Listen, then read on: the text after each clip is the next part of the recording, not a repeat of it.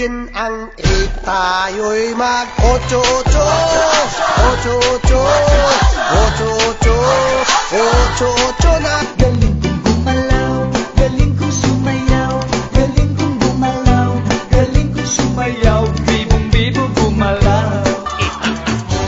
Itak-tak mo, itak-itak, itak-tak mo. Sige, sayaw, sumigaw na! Takot sumayaw, wag na wag kang bibitaw, sadyang ganyan lang ang buhay, magkumag kung lagi na.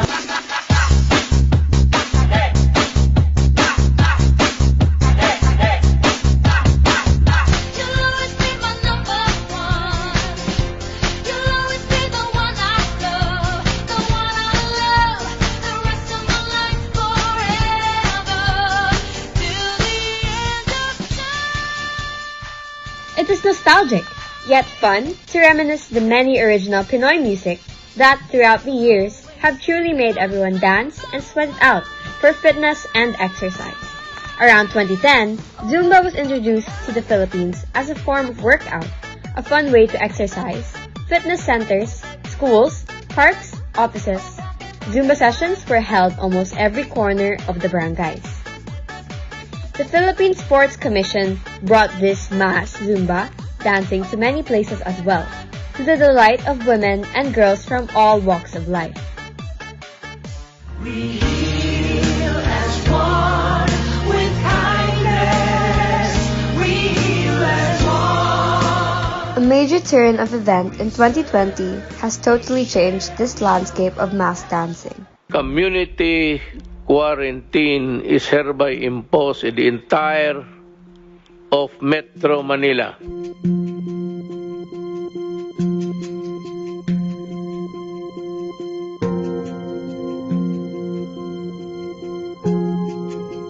$15,310 ang mga kaso ng COVID-19 na naitala sa bansa. Sa kabuuan, 771,497 na ang mga tinamaan ng sakit.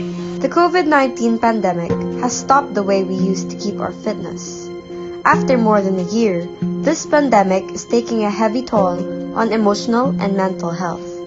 The unprecedented increase in the number of people who feel depressed and anxious must be addressed. At this point, the Philippine Sports Commission would like to encourage everyone to do solo exercise workout through dancing inside the homes, because music, sound frequencies, and rhythm have therapeutic ability to treat physical and psychological issues brought about by the pandemic.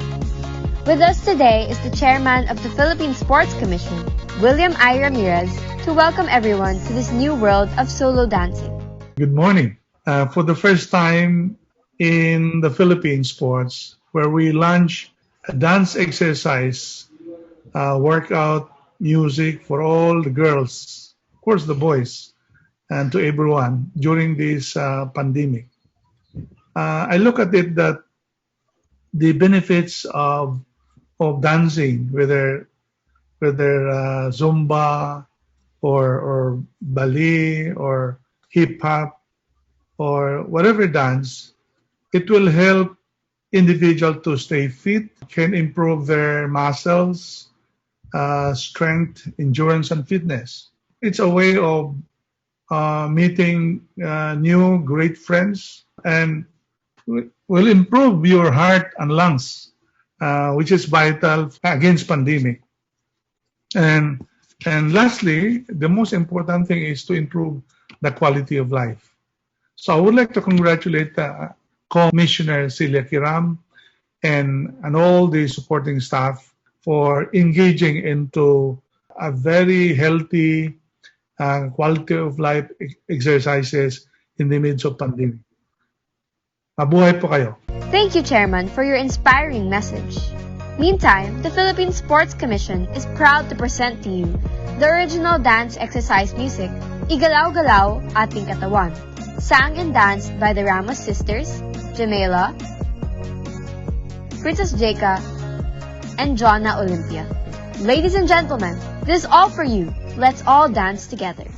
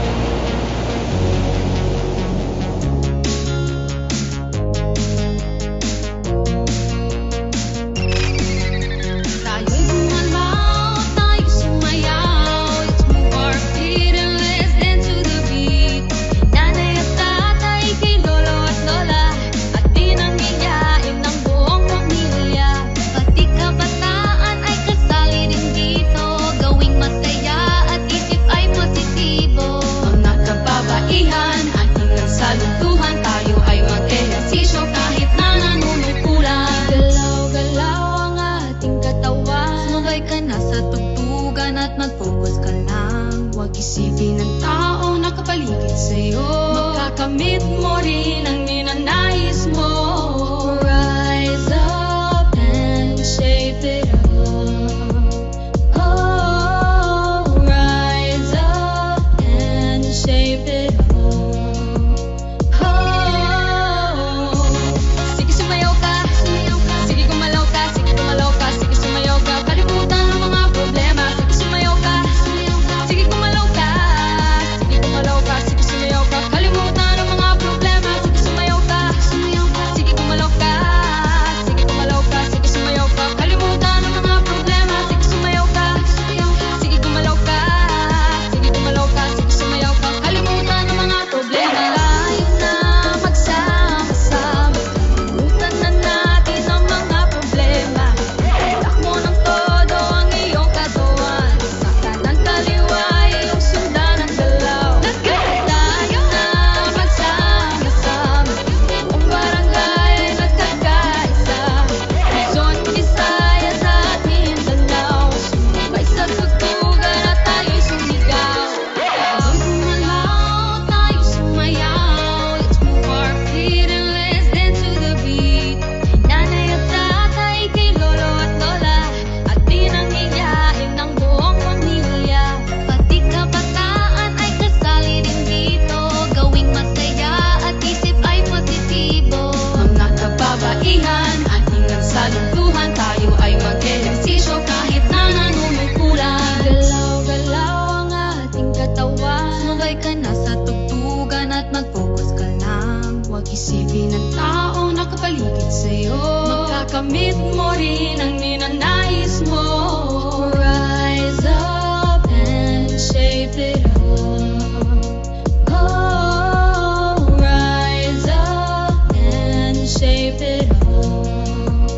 Oh, sige sumayaw ka, sige gumalaw ka, sige gumalaw ka, sige sumayaw ka, kalimutan ang mga problema. Sige sumayaw ka, sige gumalaw ka, sige gumalaw ka, sige sumayaw ka, kalimutan ang mga problema. Sige sumayaw ka, sige gumalaw ka, sige gumalaw ka, sige sumayaw ka, kalimutan ang mga problema. Sige sumayaw ka, sige gumalaw ka, sige gumalaw ka, sige sumayaw ka, kalimutan ang mga problema. Tayo na magsama-sama, kalimutan na natin ang mga problema.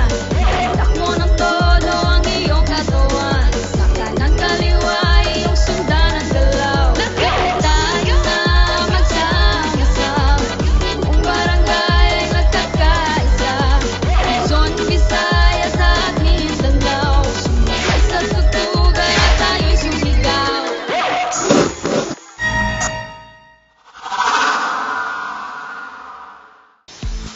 Thank you very much, Chairman William I. Ramirez, for creating and producing an exercise music that invites us to move our bodies, to rise up, shape up. Good morning, everyone. This is Angel, your host for today's episode.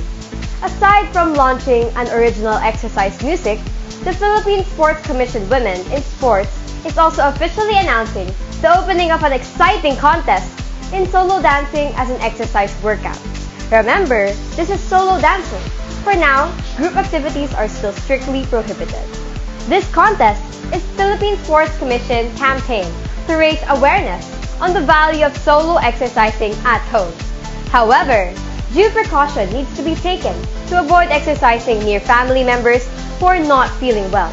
Or, if you yourself is not feeling well, a good rest may be needed. So, are you excited to know about the mechanics of this fun exercise challenge? Better stay tuned to know more about the rules of this contest. In the meantime, let us welcome the Oversight Commissioner for Women in Sports, Dr. Celia Karam, for her kwento about the benefits to dance as an exercise for the body and mind, and most of all in addressing depressions and anxiety.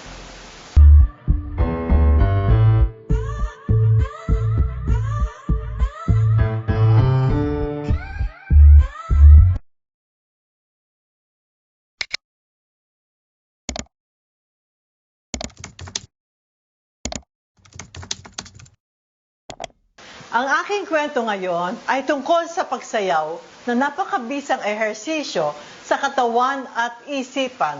Lalo na ngayong pandemya na kung saan ay napakaraming taong nakakaramdam ng depresyon at anxiety. Ano-ano nga ba ang nagagawa ng pagsasayaw sa kalusugang pisikal at mental?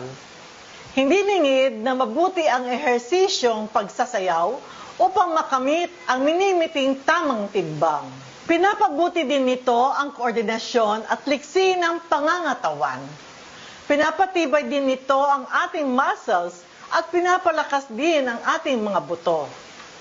Sa kasalukuyang panahon na kung saan ipinagbabawal ang sama-samang ehersisyo, maganda rin ba sa kalusugang mental o kaisipan ang pagsasayaw mag-isa? Oo naman, kahit nasa loob lang ng bahay, kailangan at maganda rin mag-ehersisyo. Nakakatulong ito upang mabawasan ang lungkot, lumbay at pagkabalisa dahil sa pandemya. Kapag sumasayaw, lumalabas ang mga magagandang endorphin at iba pang natural na chemical sa utak na tumutulong mapahusay ang pakiramdam at kagalingan. Nakakaalis ito ng pag-aalala at negatibong pakiramdam. Ayon sa pagsasaliksik na isinagawa at na-publish ng The Arts in Psychotherapy, kapag masayang sumasayaw, nag-generate ang katawan ng mga kemikal na nakakatulong sa kalusugang mental ng isang tao. Ayon din sa isang pag-aaral na isinagawa ni Psychology Professor Peter Lobat ng University of Hertfordshire, ang kaligayahang nararanasan sa pagsayaw kahit isang session lamang ay nananatiling nagpapaligaya sa isang tao hanggang 1 linggong pagkatapos ng huling sayaw. Ang pagsasayaw ay isa ring mabisang kasangkapan sa isang therapeutic expression at sa anxiety therapy. Sa tulong ng sayaw, maaari nilang ipahayag ang kanilang damdamin at makakatulong sa agarang paggaling ng mga may anxiety at depression. Kaya't sumayaw at igalaw-galaw ang ating katawan kahit nasa loob ng bahay. Diyan nagwawakas ang kwentong pagsayaw at kalusugan mental. Muli, ito ang inyong Commissioner Kiram na walang sawang maghahatid ng kwentong kababaihan, kwento para sa kaalaman at karunungan sa sport.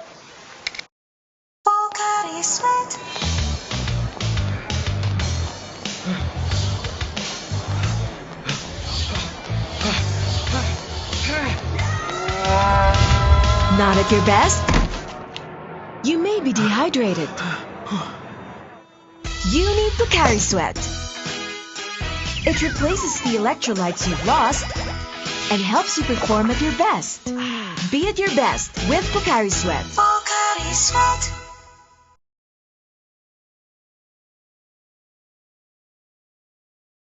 Maligayang bati po sa mga kalahok ng Zumbarangay Pilipinas.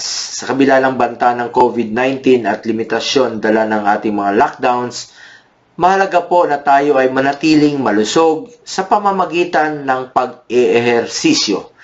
Kaya natutuwa po ako sa paglulungsad ng Zumbarangay Pilipinas para hikayatin ang ating mga kababaihan na magsumba para magsaya, mawala ang stress at maging aktibo ang kanilang pangangatawan.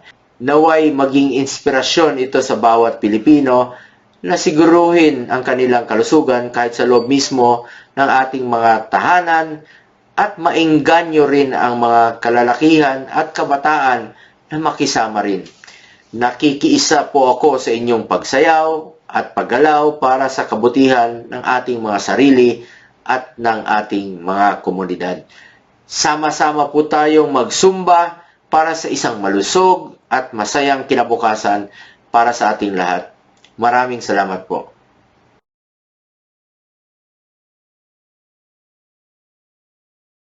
Now, it is time to get into the details of the Zumbarangay Pilipinas. Rules, regulations, terms, and conditions. What is Zumbarangay Pilipinas Solo Exercise On-Cam Challenge all about? Zumbarangay Pilipinas is a nationwide exercise campaign urging women and girls to rise up and shape up. It is in the form of a contest of a solo dance performance done at home or in an open space. A participant must represent a barangay and may submit an entry to any of the 4 categories, namely Women Frontliner category, Women Open category, Kids and Young category, and LGBTQ category.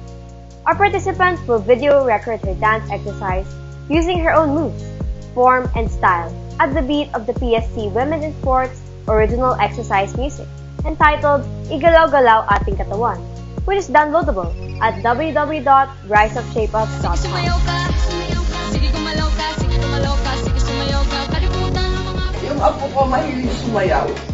Sino ba ang organizer ng Zumbarangay Exercise Challenge? The organizer of this exciting solo dance exercise contest is the Philippine Sports Commission, Women in Sports. It is designed to provide a recreative activity for women and girls in view of the alarming increase in the number of cases whose well-being has been negatively affected by the pandemic. Unsa may mga kinahanglan nga technical requirements sa pagpasa sa among video entry sa Zumbarangay Pilipinas? There are 4 categories. 1. Women Frontliner category. 2. Women Open category. 3. Girls Open category. And LGBTQ category. Para sa mga Pinoy lang ba ang Zumbarangay Pilipinas? To be eligible to join, you must be a natural-born Filipino, a naturalized Filipino citizen, or a Filipino by birth and marriage. May be based in the Philippines or abroad. Filipinos with dual citizenship are also welcome. If you are not a Filipino citizen, but you were born to at least one parent who is born in the Philippines, you may join as well. Unsay gikinahanglan nga edad aron maka-apil hindi kay. Except for the Girls Open category, participants must be 18 years old and not over 65 years old by April to May 2021. For the Kids category, participants must be 6 years old and not over 17 years old by April to May 2021.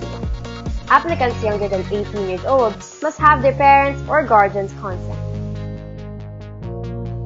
Ano yung may kasanayan sa larangan ng pagsasayaw? Tulad ko ng isang Zumba instructor, pinapayagan ba kami lumako sa pagtimpalak ng Zumbarangay Pilipinas? This contest is open only to amateurs and persons who love dancing for exercise, fun, and fitness. Since this is a fun challenge, instructors of Zumba and dance and those who have joined or won in national or international competitions are not allowed to join.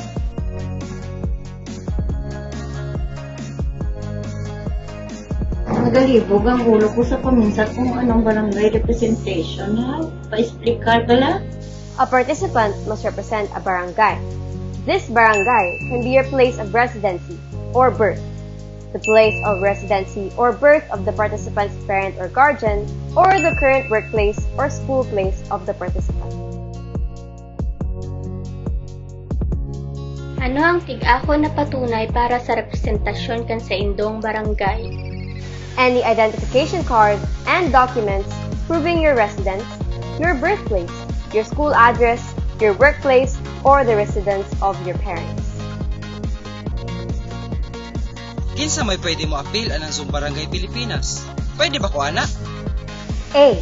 Dance exercising shall be done at home, inside or within the lawn, or in an open space where there is no crowd. B. No other member of the family or any person must be in the video entry. C. Kids must be strictly doing the activity within the house or its lawn. Igalaw-galaw, Ating Katawan is the only allowed music for the contest. This is downloadable at www.youtube.com/riseupshapeup. Dance exercise steps, styles, and forms in the music video may not necessarily be followed. Originality in form and style is encouraged. Use of comfortable, decent, and proper dance or exercise outfits is a requirement. Natural setting is a must. Virtual or digitally treated background is prohibited. Performance entry portraying a touch of Philippine or local culture value is a plus factor.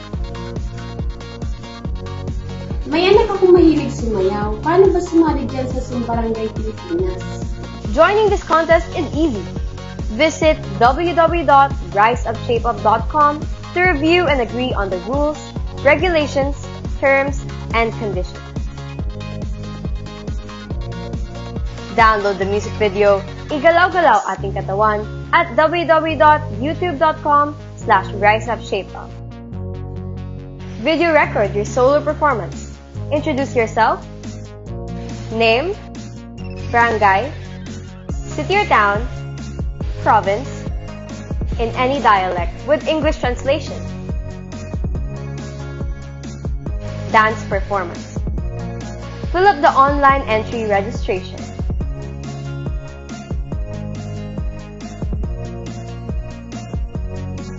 Deadline of entries is May 31, 2021.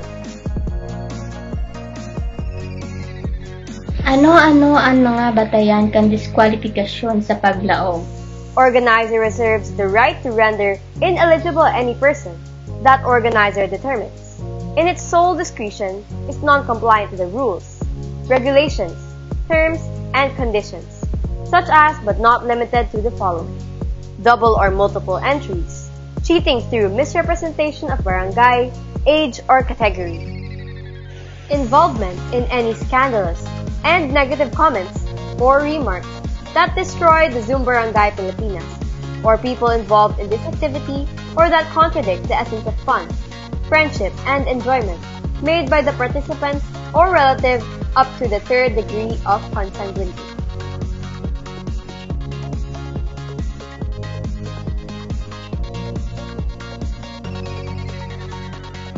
Nano ang iba ng mga komisyones hampag-api sa Zumbarangay Pilipinas usahay ehersisyo para kang challenge.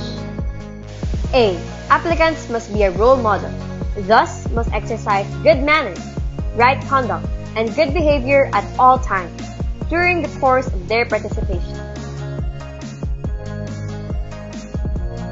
Applicants must not engage in any online misconduct, including the use of any electronic communication to inflict any harm. This includes bullying, harassment, discrimination, or any other negative remarks that undermines the dignity and respect for other participants, the organizer, or any institution. Organizer shall have the right to refuse an entry or to disqualify a participant who, in its absolute discretion, fails to follow all rules of this project. Applicants must allow their names, personal data contained in the registration form, and their performance entry to be published in all media platforms as part of the awareness campaign. Applicants warrant in submitting application that all rules, regulations, terms, and conditions have been read and understood.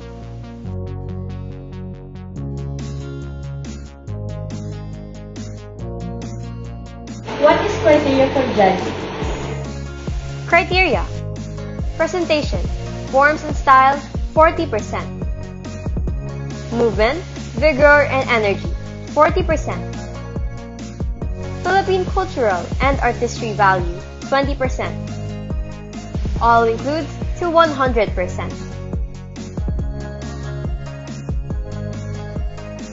Ang mga kwalifikasyon o kinahanglan ng mga grado o level kag ano ang mga premyo kung magdaog.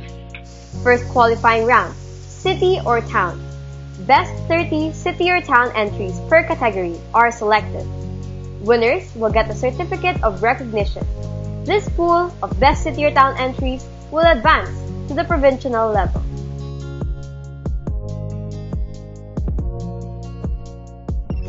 Second qualifying round, provincial.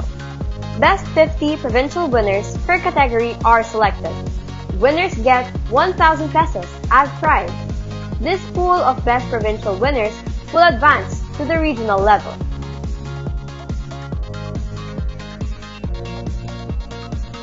Third qualifying round, regional. Best 25 regional winners per category are selected. Winners get 1,000 pesos as prize. This pool of best regional winners will advance to the national level.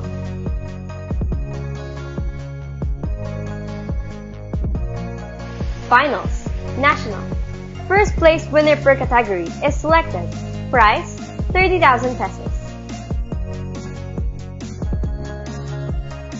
Second place winner per category is selected. Prize, 20,000 pesos. Third place winner per category is selected. Prize, 10,000 pesos. 10 special awardees per category are selected. Prize, 3,000 pesos.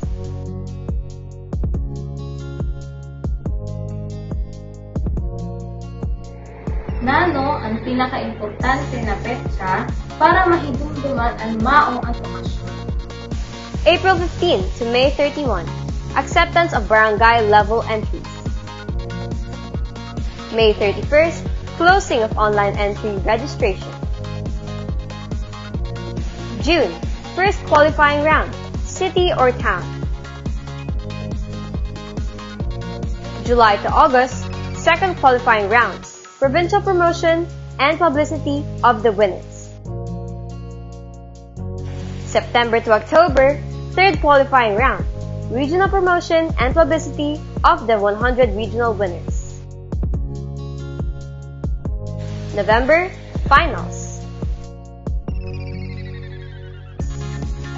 Ano ang mga detalye kan pag-contact para sa iba pang mga kahaputan?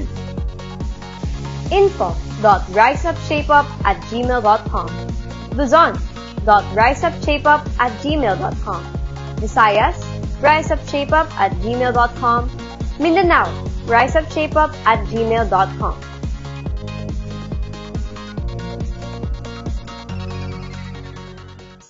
Now that we all have understood the guidelines of this contest, we have invited our multi-medalist dance sport athlete, Miss Stephanie Sabalo, to share with us her thoughts on this solo dancing as a fun and fit exercise in time of pandemic. God is just giving us a time for ourselves, to value ourselves, to explore ourselves, to discover ourselves, and maximize it.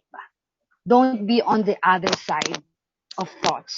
Be on this side of the thoughts na maybe this is the chance that you can become of what you've never been before. Parang ganon. Since we are still fighting to stop this human-to-human virus transmission, so group exercising is kailangan natin, medyo i-avoid natin. As much as gusto nating kasamang makigalaw at maki-induct sa ating mga friends or sa ating mga kasamahan, yun po ang pinaka-importanteng wag po muna nating gawin sa panahon na ngayon, lalo na po pag gusto po nating makatulong na mag-decrease yung mga cases ng COVID natin. Hindi naman po yun masama dahil at least kahit papano nabibigyan tayo ng pagkakataong mas mag-focus sa ating sarili, mas mag-focus sa kung ano yung ikakaganda ng ating sarili, physically, mentally, spiritually. So,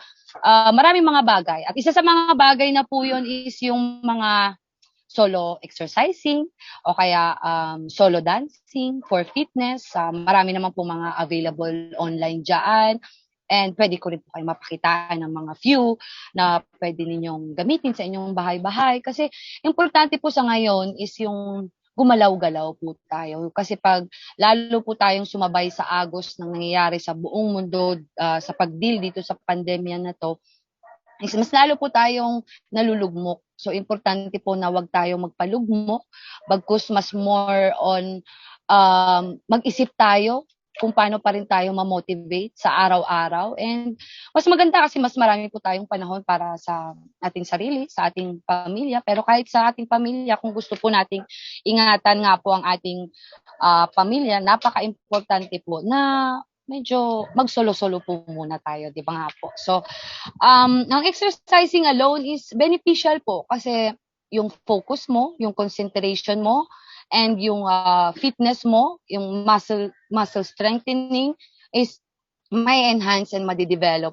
po. And para po hindi exhausting, para hindi naman po siya exhausting, mas maganda po na mamili po kayo ng kahit 5 of each day. 5 pong exercises of each day. And then you make 2 sets of it. Like for example, 12 repetitions of 12 repetitions of frog sit-up, yung parang frog na ganon. And then, pwede po kayo mag-push up, 12 reps of push-up also. Pwede po kayong mag-squats, knee-high exercises. And then, lastly, pwede po kayong mag-planks. So, make 2 sets of that, 5 exercises. Grabe, papawisan na po kayo. Importante po talaga magpapawis tayo. Kasi, yun din po kasi ang pagpapapawis po, bukod sa maganda sa ating puso, maganda sa ating strength, maganda sa ating postura, tuhod, muscles, napaka-importante po ito para ma-deviate ang stress na nangyayari sa atin, sa pakiramdam natin. Lalo na po, ngayon po, ang usong-uso po kasi ngayon na sa gatong sitwasyon natin sa pandemyang to is mas prone po sa anxiety, worries. So, ang pag-eeksersisyo, or like for example, ako, ang personal preference ko po is dance workout, which is madalas ko rin pong ginagawa. Mag-play ka ng music, pwedeng ka lang, mag-wild ka, hanggang matapos, kung anong self-expression. You can express, pwedeng dun nyo po ilabas yung frustration nyo sa ganitong sitwasyon dahil naapektuhan po tayo financially, naapektuhan po ang ating pangkabuhayan, ang ating emosyonal, ang ating pakikipagrelasyon, medyo naapektuhan din. So, napaka-importante po yun na meron po tayong release. And para sa akin, ang express po natin ang ating emosyon sa gamit ang pag-iindak sa musika, lalo na kung anong favorite song nyo po, play nyo po yan. Each song naman po is 3 minutes, ranging to 3 minutes to 4 minutes. And madalang po ang 5 minutes na kanta. So, pwede po kayong mag-jump around, pwede po kayong sumigawa. It's all part of self-expression. And after all, dance is, for me, self-expression. And it's more of creative movements. So, wag kayong masyadong maya. Hindi kasi ako mukhang kahit ganun yun lang po. Kahit ipitik nyo lang po, ipadyak nyo lang po. Okay na po yan para lang po. Kahit papano, doon natin mailabas ang lahat ng nararamdaman po natin. Or kapag gusto nyo naman pong ma-relax, pwede po kayong mag-play ng pinaka-love song, or gusto nyo po instrumental lang, and then parang umayon lang po kayo, makisama kayo sa alon ng musikang naririnig nyo po. So parang, it's more of freeing yourself ba? You free yourself from worries, you free yourself from the everyday challenges, you free yourself from all the frustrations, you free yourself from all that you think matters now ba through dancing. So that's the beauty of dancing, because you coordinate everything that you feel. You are free to move, no judgment. Basta sabay lang sa indak ng musika. Ikaw at ang puso mo, sabay sila ba? Nagsisync. And in that way, it's more liberating, it's more freeing, na parang after mo nun is parang, wah, I'm fresh again. So, I'm fresh again, I'm willing to face another challenge. Parang gano'n. So, let's always challenge ourselves in creating movements. Ulit-ulit na parang gumawa tayo, gawin nating checklist, gawin nating habit, na kahit ano ba naman yung 1 oras. Or kung kunyari, alam mo, may mga gagawin ka, ano ba naman yung 30 minutes na makiindak ka. Kung ayaw mo ng, kasi sasakit yung katawan ko, normal yun, sasakit ang katawan. Kahit ano namang bagay, kahit trabaho, kahit anong sports, or kahit ano, basta ginalaw mo ang katawan mo, meron at merong mananakit sa'yo. Pero at least, beneficial yung pagsakit ng katawan mo. Pero kailangan sa tamang pamamaraan, tamang timing, tamang oras, make it a challenge and an achievement. Pag nagawa mo yun, parang, dahil frustrated ka nga, pag nagawa mo yun, wow, parang may achievement ako ngayon. Parang, ganito man, nasa loob man lang ako ng bahay, di man ako nakalabas, pero alam mo, meron kang importante sa'yo yung nagawa ka pa. Parang ganun. So in some ways, dahil pinapanatili mong ginagawa yun sa sarili mo, then you can infect others. Everything starts with ourselves, and it's very important, and we can improve change from ourselves, and then it could infect others in same ways, and then you can share it around, then there'll be more happiness despite of this pandemic. So yun, like for example, kami, I'm also a dance teacher. Kami nung aking husband, we're both dance teachers and dance coaches in our field. Bukod sa nag-iensayo kami minimally kasi because it's the same as you. Kung ano nararamdaman mo, pareho lang po tayo yung nararamdaman. So let's influence other people to become strong. So let's infect them with our strength through that. Nagagawa mo yung magugulat ka na lang, parang nagagawa ko yung purpose ko sa buhay na to, diba? You always, diba, lahat tayo in search of purpose, is in search of happiness. Then maybe we can try with this one, then we'll see a different perspective in our life, diba? So, parang yun nga sinasabi ko sa inyo, advice ko, pandemic will not stop us ba? Women and girls to exercise in our homes, in our own special way. And it could also create bonds. So, siyempre, kung sino lang yung kasama mo sa bahay, then, diba, madalas yan, you can clash with whatever kasi kayo lang magkasama sa bahay. But in some ways, through that, it could create a bonding. It could create unity. Diba? So parang nag-initiate ka ng something to unify kung ano yung nasa household mo, sino yung mga kasama mo. And then for a moment, each, kasi siyempre may mga differences ang bawat, kahit family mo yan, you have all differences. So, iba-ibang pagtanggap sa ganitong sitwasyon. Then in some ways, with these activities that you are creating, may it be solo exercise, may it be solo dancing for fitness, parang you can know more what you can do ba. You can explore, you can discover more of yourselves na, kaya ko palang mag-twerk, alam mo yun, kaya ko palang mag-bump, alam mo yun. So parang, it's very, very important for me. Solo dancing is something more like spiritual also, because you become more unconscious of yourself, you become more non-judgmental of yourselves, and you can be more creative and be more artistic, and then you allow the rhythm of the music move your body. You allow the vibrations of the beats that you're hearing with the music be in sync with the blood vessels.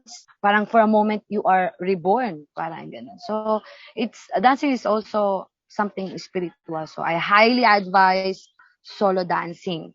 Pag gusto mong i-focus na gusto mong magka-abs with using a solo dancing, pwede kang nakatayong sit-up.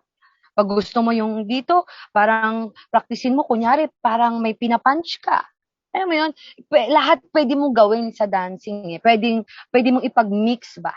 Yung fitness, pwedeng paulit-ulit mo, ginaganyan-ganyan yan. So parang workout mo yung muscle mo, pwedeng parang sumusuntok ka. And then, or pwede rin namang parang kang alon. Parang ginaganon-ganon mo lang yung kamay mo. Alam mo, for a moment, your focus is no longer on what's happening around ba.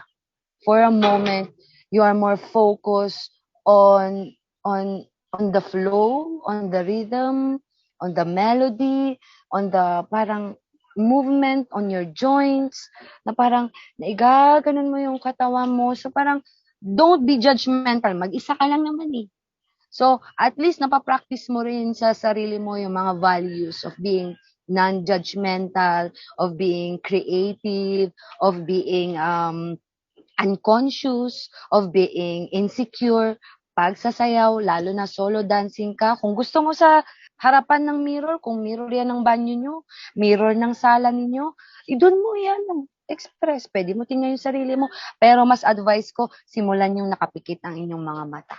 Kasi kapag ganon, kahit papano, natutulungan nyo yung sarili ninyong mag-analyze sa sarili nyo beyond what you think matters ba. Parang no judgment from other people, napapractice mo rin yun kasi sa sarili mo mismo, parang gumanong ka, ay, ang tigas ko naman, ayoko na nga. Natutulungan din yung values mo of overcoming the inner demons in you ba. Like for example, ngayon dahil ngayon focus social media, they always check everything that's in social media. So they tend to compare themselves, they tend to be what they see in those posts, or they try to catch up. With this dancing, mapapractice mo na parang you can be yourself. And there's nothing wrong of being yourself. Ngayon pa ba, di ba? Parang ngayon pa ba kailangan mo makipag-race sa mga nakikita mo? Kumbaga, para sa kanila, sila yun. But you have your own version of yourself. You have your own path ba na kailangan mong mas i-focus. And most importantly is concentration mo for a moment. Alam mo yun, hindi ka naman pwedeng nagsasayaw pero ang iniisip mo, shucks, wala kaming bigas. Kailangan kong kailangan kong mamalingki. Alam mo, for a moment, dahil yun ang nakaschedule sa'yo, yun ang nailagay mong checklist mo for your day, pwede mong masabi na parang, okay, I will concentrate on one task at a time. It could really enhance your productivity ba?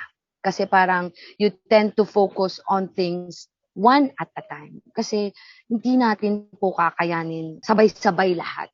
Napaka-importante po yun. Parang we have a lot of time to seek ourselves ba? Diba? Dati, lagi natin kuhan kasi sa sobrang kabisihan, sobrang gulo, parang ngayon is the perfect time to seek ourselves, know ourselves, what we want, what we don't like. Alam mo yun, kumbaga mas ito yung moment talaga dahil solo, lahat ng activities, kumbaga kung may trip kang gawin, solo ka lang talaga. And yun para sa akin, parang masasabi mo na parang, I have more pa pala. More pa of what I thought I was capable before. Parang ganon. So, yun, like for me, personal experience with our trainings abroad before the 2019 SEA Games, before pandemic happened, I think that gave me a realization about the importance of dancing.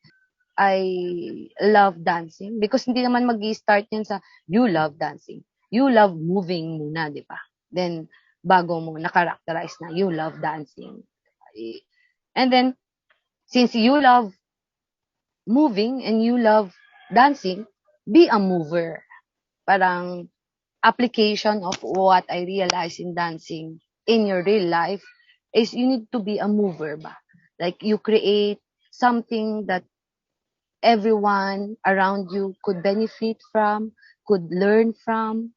I-consider natin yon na magkaroon tayo ng mission. And for me, yun nga, like I said, I love moving, I love dancing. Be a mover. So, yun yung I highly advise to all the women out there, to all the girls, to all the teenagers out there. Be a mover in inspiring others that they can become or they can be in search of what they thought they're not, parang ganon. So that we can reach a different perspective in our life. We have more to that, as Stephanie, whose roots are from Mount Province, is happy to share with you a special rendition of Igalaw-galaw, Ating Katawan. Let's all watch this.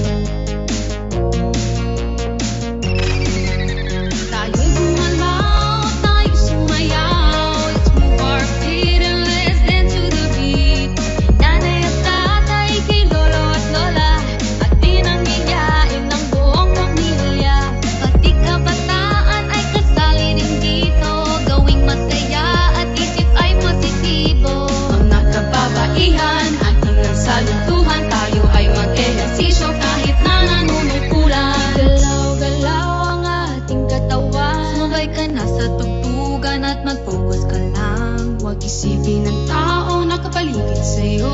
Makakamit mo rin ang ninanais mo. Rise up and shape it up. Oh, rise up and shape it up.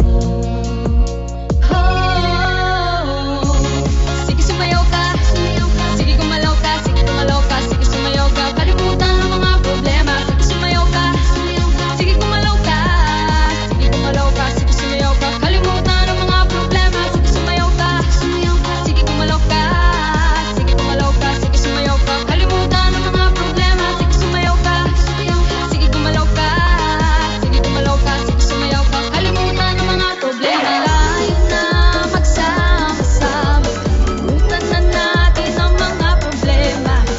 Takbo ng todo ang iyong katawan, sa kanan kaliwa iyong sundan ang galaw. Tayo na magsama-sama, buong barangay ay nagkakaisa. Luzon, Visayas at Mindanao, sumabay sa tugtugan at tayo'y sumigaw. Tayo'y gumalaw, tayo'y sumayaw. Let's move our feet and let's dance to the beat. Kay nanay at tatay, kay lolo at lola, at pinanghiyain ng buong pamilya. Pati kabataan ay kasali din dito, gawing masaya at isip ay positibo. Mga kababaihan, ating nagsaluntuhan, tayo ay mag-ehersisyo kahit na nanunungkulan. Galaw-galaw ang ating katawan, sumabay ka na sa tugtugan at mag-focus ka lang. Huwag isipin ng taong nakapaligid sa'yo. Makakamit mo rin ang ninanais mo. Rise up and shape it up. Oh, rise up and shape it up.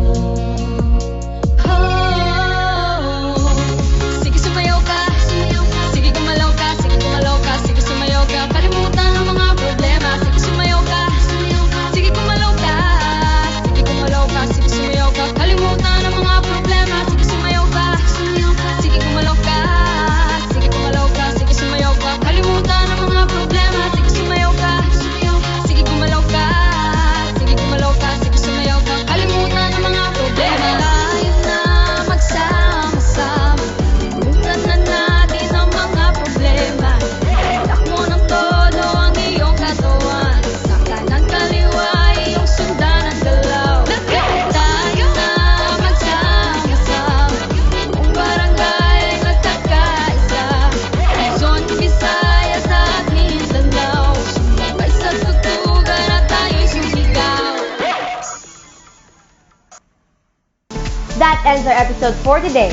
Again, don't forget to log into www.riseupshapeup.com and download the video at www.youtube.com/riseupshapeup. For your entries, choose the category you wish to represent. Read the rules, terms, and conditions to make sure you understand every part of this. And once you agree, this will lead you to the online registration form. You will be advised to post your video entry in YouTube. Rise